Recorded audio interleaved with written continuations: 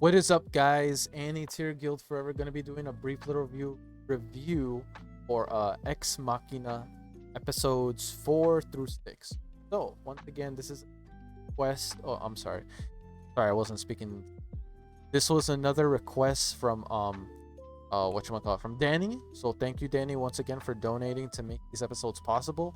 If you enjoy these reactions, if you're enjoying the reactions to the series in general, make sure you thank Danny in the comment section down below, because he is the one that donated for the series and he makes these episodes possible. So make sure to give your thanks. I also personally want to give my own thanks to Danny because, I mean, once again, this series, what can I say, man? What can I say? This series doesn't disappoint. If anything, it just continues to excel and improve. And not just the depth of the story or the level of danger that continues to increase per episode, but just how much the characters react to all these dangers and how they work as a team. Granted, Percy isn't exactly being a team player, which who can blame him when he's being fueled by vengeance? Everything that he's doing now is for the sake of getting revenge to what happened to the brows of his family. And for the longest time, no, here's the big twist though.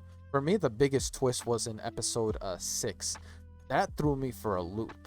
When apparently Percy isn't the only one in his family that's still alive. His sister, Cassandra, is alive. And by the way, I need someone to confirm this. That way I just know. The one that Percy was running away with when he was younger, when those creatures, those monsters, were taking over Whitestone, was that his sister that he was running away with and got impaled with multiple arrows? Was that his sister or was that someone else? Reason why I ask is because I still don't have a clue. I can't really tell right now. But yeah, so who is that the same person? Because if that's the case, if that was his sister that looked like she was dead, then how is she still alive now? I'm going to make a guess is that she got turned into a vampire. Or they think about it, they know magic, and this freak show vampire has super strength. So yeah. I wouldn't be surprised if they did something to keep her alive, but as of right now, it's hard to really tell. It seems like Percy might have calmed down a bit ever since he found out. Well, it was mainly toward the end, so we'll see how he reacts going forward. Ever since he finds out his sister is still alive, is he still on the path of revenge, or is he going to try to find his sister more importantly? Because again, now he knows he has a family member that's alive. He's not the only one in his family. Which is, I guess it's good, but my question is, where was she this entire time? And did she even try looking for her brother? It did seem toward the end of episode 6 that she was kind of bothered, or at least it did affected her that her brother is alive. I don't think she knew. I'm assuming she didn't know her brother lived. Again, I'm assuming so. I could be wrong. And now we have this trouble with Tyke, or however you say her name. You know, their priestess, the one that has trouble using her Everlight. It looks like she isn't cursed.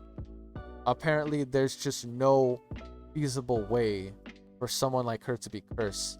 If anything, the one that's cursing her, herself, she is holding herself back, preventing her from using Everlight. So, either it's maybe the idea that she could be cursed could be the very same reason why she thinks Everlight isn't around, because she believes that the reason why she can't hear her or she isn't able to use her is because, again, she thinks she's cursed, but really it's her own doubt, it's her is what's preventing her from casting or conjuring up Everlight. So now it's a matter of, what is it that needs to be done in order to get her back into fighting condition, or at least allowing her to use Everlight like the way she used to? Because as of right now, she's not really an ally. She is a liability due to the fact that she can't use her power the way normally to. So those are the situations occurring right now. However, these people at Whitestones, the vampire and the witch, they're already aware that you know, Vox Machina um is on their trail and coming after them. So they're ready, they're prepared, or maybe they just don't even care. They've seemed to have taken action against them, but it's really just to get the witch's book back, which she now has in her possessions, by the way, which sucks. They lost most of their equipment. They're basically just scraping by at this point. But the question is, are they even equipped to handle this level of threat? Again, they were able to take out a dragon. Like, kudos to them for that. Seriously, like, I'm not trying to be little, I'm being serious. Like, amazing job. But these are monsters, otherworldly things. Like, we're talking about necromancy, we're talking about like the undead, vampires, maybe werewolves and other monstrosities involved. This ain't like a dragon. Again, I'm not saying defeating a dragon is by any means a small feat. I'm saying this is something above that, something even more threatening than what they're used to. But I will admit, if they do manage to take these things, these monsters, these demons down, they will be that's again an incredible feat. Now, the one thing that I have concern for me, Percy, it seems like I don't know, maybe it could be my interpretation. You guys let me know. But it seems like every single time he uses that mask, it's almost like he loses who he is. He loses his rationality. It's almost like that mask when he wears it, it heightens his rage. Like it only fuels that rage even. And then with those piercing black eyes that he has, like what the hell? Again, I think someone did explain it before. I'm not sure. Um but again, if it's spoilers, then please don't tell me. I'll find out on my own. But if you are able to tell me without it being spoilers, what the hell is with that power? That I'm just saying that looked like something straight out of Satan's locker or something. Like it's like he dipped his hands in Satan's locker and was like, "Oh, what's this? Okay, let's use it." And there's that monstrosity. However, once again, I'm hoping because of the fact that he now knows that he has a family member that lives, maybe that could, you know, better like it could help him in regards to being able to cope with things, being able to just, not be so completely obsessed with the idea of revenge, and he can just finally work with his team members. Once again, he's been a buzzkill. He's been not really a team player. He's been doing things his own way, which I get it. The reason why he's doing all this is because he finally found the monsters, or at least he's confronting the monsters that pushed him into the position of where he is. They, who he is now, is a byproduct of their actions. So he wants to show them his rage, his vengeance, sorrow for his family. But I feel like, again, this is just interpretation alone. I feel like now that he knows that he has a sister alive, his goal may differ. He might still want vengeance, but at the same time, I feel like his number one priority now is to find his sister, now that he realizes that she's alive. A bigger question as well is, why did they keep her alive? Do they actually want her around? Do they care about her? Is it like a family thing? Because I'm just saying, these monsters have been killing people, have been causing nothing but chaos and just pure unspeakable things that they've conjured up. And yet, they have her?